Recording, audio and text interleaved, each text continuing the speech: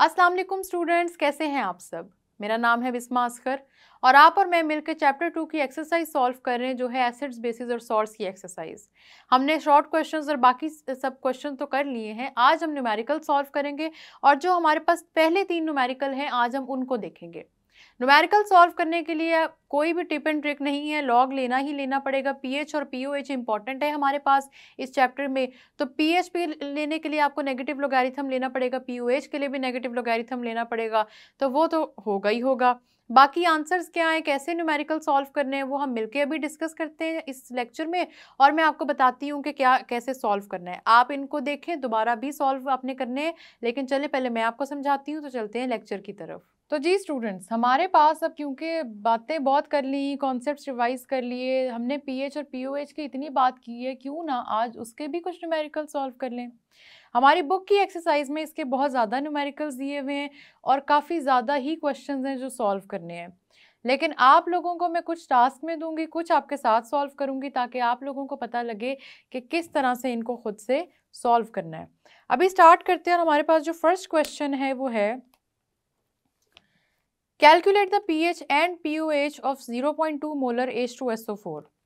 हमने 0.2 molar H2SO4 की pH और POH कैलकुलेट करनी है। 0.2 मोलर H2SO4 है हमारे पास, ठीक है स्टूडेंट्स, और इसकी हमने कैलकुलेट करनी है pH एंड POH। सबसे पहले तो मैंने आपको सिखाया था कि आप लोगों ने हमेशा क्या करना है कि आपके पास जो भी एसिड या बेस जो भी दिया हुआ है आप उसको उसके आयनिक फॉर्म में कन्वर्ट करें और देखें कि वो आयंस में कैसे डिसोसिएट होता है। अगर हम H2SO4 को डिसोसिएट करवा दें तो ये कन्वर्ट हो जाएगा H पॉजिटिव आयन और सल्फेट आयंस में, ठीक है। सल्फेट 2 नेगेटिव होते हैं, सल्फेट 2 नेगेटिव होते हैं। अब हमने बात करनी है कि हाइड्रोजन क्या है। हाइड्रोजन पॉजिटिव है, लेकिन H2SO4 के पास क्योंकि 2 हाइड्रोजन है, हम सबको याद है कि हम 2 हाइड्रोजन्स के लिए इस तरह करते हैं। अब 0.2 मोलर अगर आपके पास H2SO4 की कॉन्सेंट्रेशन है तो क्या होगा कि 0.2 इंटू 2 आपके पास हाइड्रोजन आइंस की कॉन्सेंट्रेशन होगा। ये बात आपको याद होगी, मैंने आपको बताया था कि जितने हाइड्रोजन आइन होते हैं उतने नंबर से हम मल्टीप्लाई कर देते हैं टोटल मोलर कॉन्सेंट्रेशन को, ठीक है। 0.2 से हमने मल्टीप्लाई कर दिया और अब हम इसकी तरफ चलते हैं और इसका सबसे पहले तो हाइड्रोजन आयन कॉन्सेंट्रेशन निकालते हैं और उसके बाद पीएच और पीएओएच की तरफ चलते हैं। पीएच की अगर हम बात करें स्टूडेंट्स तो हमारे पास यहाँ पे जो मोलर कॉन्सेंट्रेशन दी हुई है वो है 0.2 इंटू 2। मैंने आपको बताया था कि आप लोगों ने क्या करना है, हमेशा जो पॉइंट्स में आपको मोलर कॉन्सेंट्रेशन दी होती है ना, आपने उसको 10 की पावर में ले आना है। 10 की पावर में लाएंगे, ये पॉइंट आपका यहाँ पे राइट साइड पे जब मूव करेगा तो ये 10 की पावर -1 बन जाएगी। साथ आपका आ जाएगा 2, क्यों, क्योंकि यहाँ पे आपके पास 2 का डिजिट गिवन है और जो ऑलरेडी 2 गिवन है वो हम इस तरह से लिख देंगे। अगर मैं इसको फर्दर सॉल्व करूं और ये लैदा लिखने के बजाय मैं यहाँ पे 4 इंटू 10⁻⁻1 कर दूं तो ये भी गलत नहीं होगा, ये भी आप सबको समझ आ गया होगा, ठीक है। आगे चलते हैं हम और अब हम बात करेंगे इसकी पीएच की। ये तो हमने हाइड्रोजन आयन कॉन्सेंट्रेशन निकाली ना। अगर हम इसकी पीएच की बात करें तो पीएच का मतलब ये है कि अब हम लोग इसका नेगेटिव लॉग लेंगे, ठीक है। नेगेटिव लॉग लेंगे इसका, और नेगेटिव लॉग लेने के लिए आपकी ये जो सारी की सारी वैल्यू है ना, ये आ जाएगी ब्रैकेट के अंदर। अब log 4 भी अलहदा होगा और log 10 भी अलहदा होगा। मल्टीप्लाई हो रहे हैं, बेसिस सेम है, इसका मतलब ये होगा कि ये दोनों अब ऐड हो जाएंगे। मैं log 4 को और इन दोनों को अलहदा कर देती हूँ। यहाँ पे आप देख सकते हैं कि ये दोनों ऐड हो जाएंगे, ठीक है। ये ऐड हो जाएंगे क्योंकि इनकी बेस सेम है।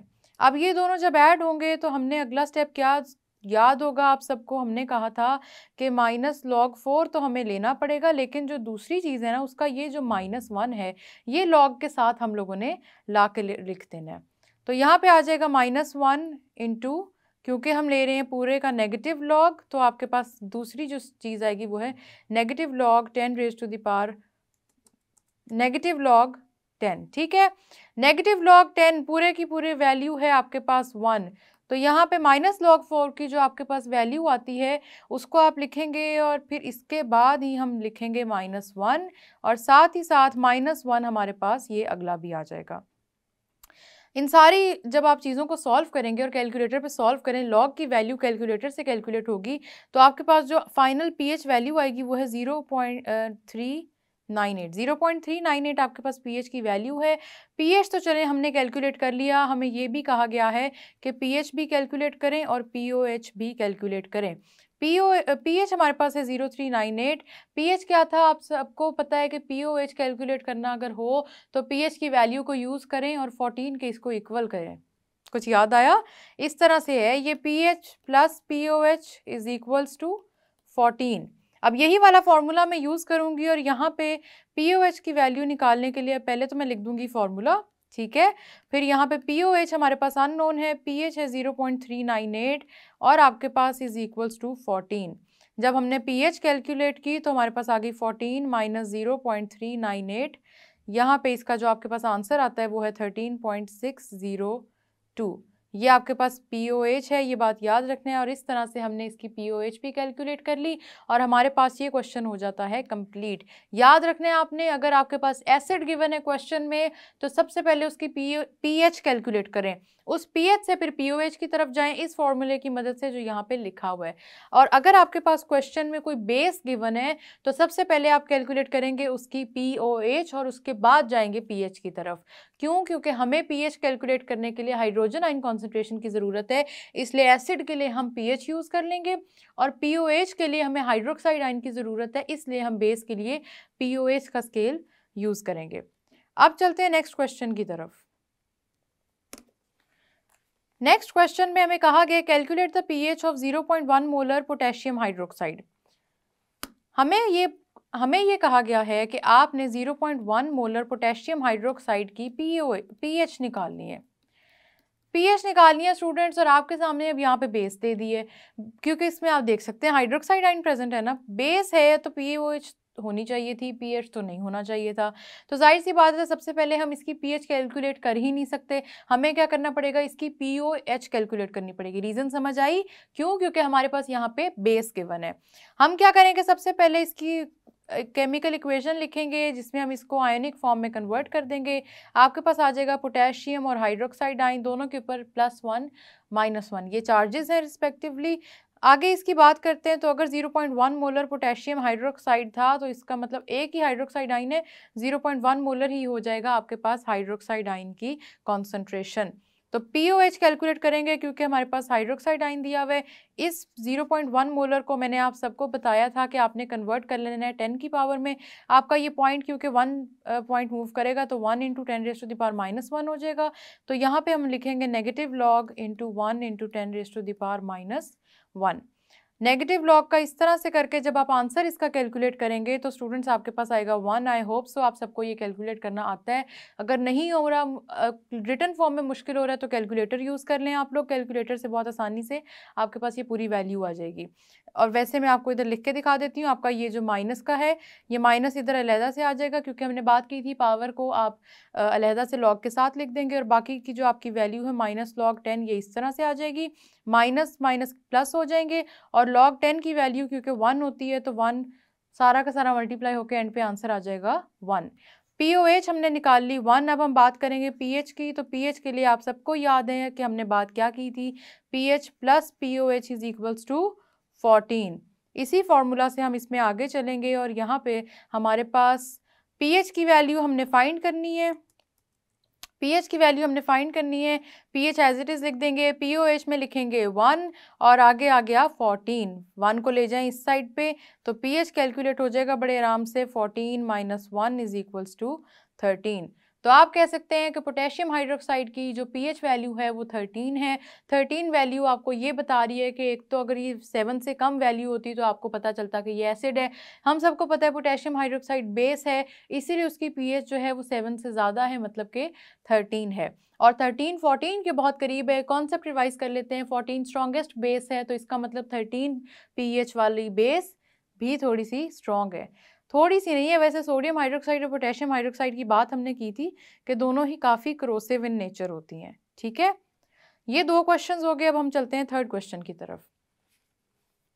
थर्ड क्वेश्चन में हमें कहा गया calculate the pOH of 0.004 molar nitric acid. 0.004 molar हमने लेना है नाइट्रिक एसिड का और इसकी हमने कैलकुलेट कर लेनी है अब पीएच वैल्यू। ठीक है, पीओएच वैल्यू भी कैलकुलेट करेंगे, पीएच वैल्यू भी कैलकुलेट करेंगे, लेकिन अभी आप सबसे पहले मुझे ये बताएं कि इस एसिड को देख के क्या जहन में आया, पीएच कैलकुलेट करनी पहले या पीओएच? बिल्कुल आपके पास एसिड हो और आप पीओएच कैलकुलेट करें तो गलत हो जाएगा। आपने इसकी पीएच कैलकुलेट करनी, यहाँ पे आ जाएगा एच पॉजिटिव आइन प्लस हमारे पास नाइट्रेट आइन -1 के चार्ज के साथ होता है, 1 ना भी लिखें एक ही बात है। हमारे पास 0.004 मोलर कॉन्सेंट्रेशन है नाइट्रिक एसिड की, ये एक ही हाइड्रोजन रिलीज कर रहा है, इसलिए हमारे पास 0.04 मोलर कॉन्सेंट्रेशन हो जाएगी हाइड्रोजन आइंस की।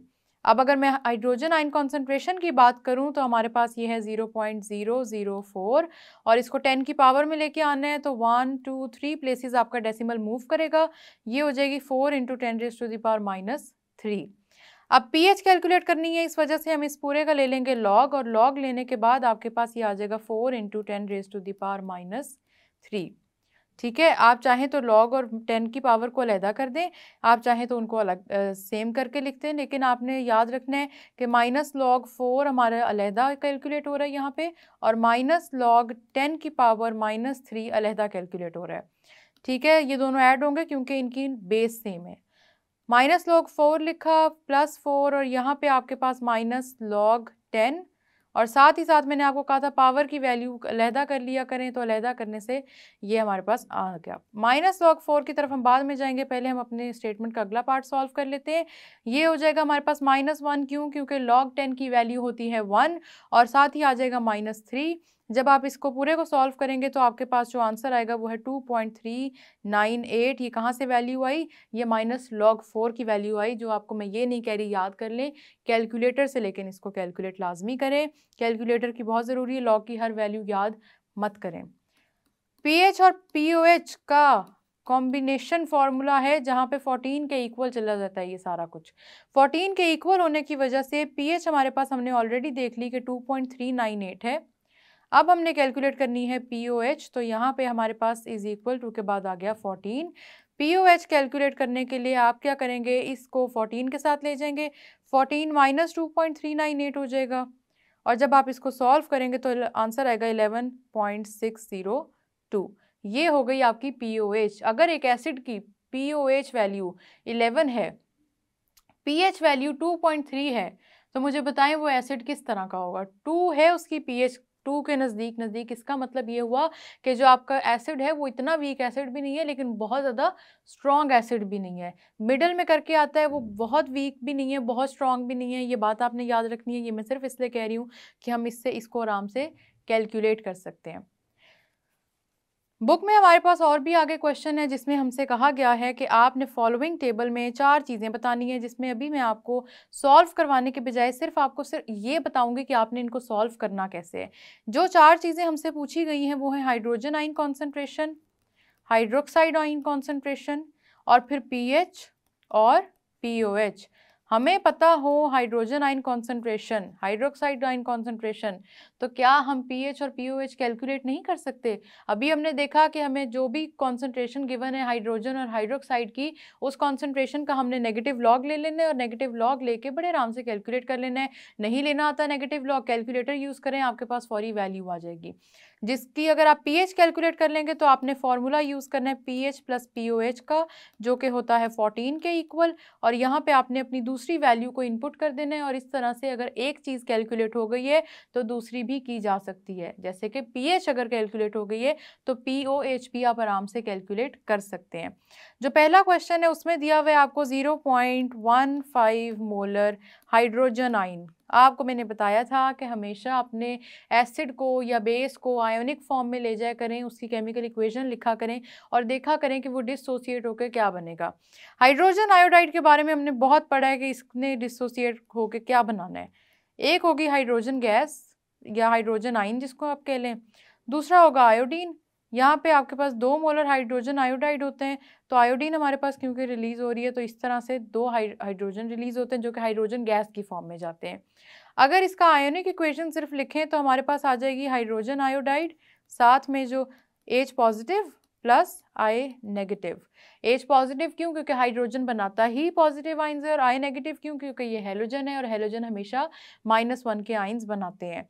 अब यहाँ पे आपके पास 0.15 मोलर कॉन्सेंट्रेशन दी हुई है। 0.15 मोलर कॉन्सेंट्रेशन अगर इधर है तो इधर भी इतनी होगी, क्योंकि हाइड्रोजन आयन एक ही रिलीज हो रहा है। इसमें आप इसको ऐड करें और नेगेटिव लॉग इसका कैलकुलेट कर लें। इसी तरह आपके पास जो दूसरा क्वेश्चन है पोटेशियम हाइड्रोक्साइड की दी हुई है। पोटेशियम हाइड्रोक्साइड की भी इक्वेशन लिखें और पोटेशियम हाइड्रोक्साइड की इक्वेशन लिखने के बाद ये आया आपके पास पोटेशियम प्लस हाइड्रोक्साइड आइन। इसकी आपको जो कॉन्सेंट्रेशन दी हुई है वो है 0.040।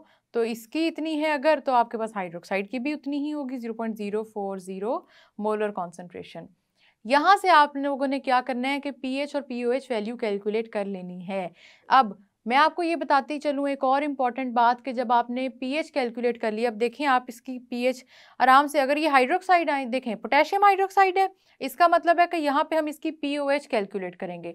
पीओएच जो हमारे पास वैल्यू आएगी वही हमारे पास वैल्यू होगी हाइड्रोक्साइड आयन कॉन्सेंट्रेशन की, लेकिन वो 10 की पावर में चली जाएगी और माइनस की फॉर्म में लिख दी जाएगी।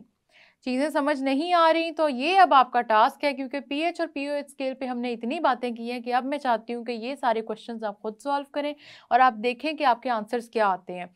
पीएच जो आएगी आपके पास हाइड्रोक्साइड आयन और हाइड्रोजन आयन कॉन्सेंट्रेशन भी उसी तरह की आएगी और पीओएच के हिसाब से भी उसी तरह से कैलकुलेट करना है। हो सकता है कुछ स्टूडेंट्स को इसमें कन्फ्यूजन हो, लेकिन वो कन्फ्यूजन हम दूर करेंगे, अभी नहीं, अब नेक्स्ट लेक्चर तक के लिए आपके पास ये टास्क है। तो जी स्टूडेंट्स, मुश्किल तो नहीं लगा ना न्यूमेरिकल सॉल्व करना? इजी था, इजी सी चीज़ है। अभी मैंने जो आपको टास्क दिया ना नेक्स्ट न्यूमेरिकल से रिलेटेड, जिसमें आपने आयंस की कॉन्सेंट्रेशन कैलकुलेट करनी है और साथ ही साथ आपने पीएच और पीओएच वैल्यू कैलकुलेट करनी है। आप अब कैलकुलेट करेंगे उसको और उस टास्क को पूरा करेंगे, उसके आंसर्स मैं आपको बताऊंगी नेक्स्ट लेक्चर में। इन्हीं को प्रैक्टिस करें, टास्क पूरा करें। हम मिलेंगे नेक्स्ट लेक्चर में, तब तक के लिए अल्लाह हाफिज़।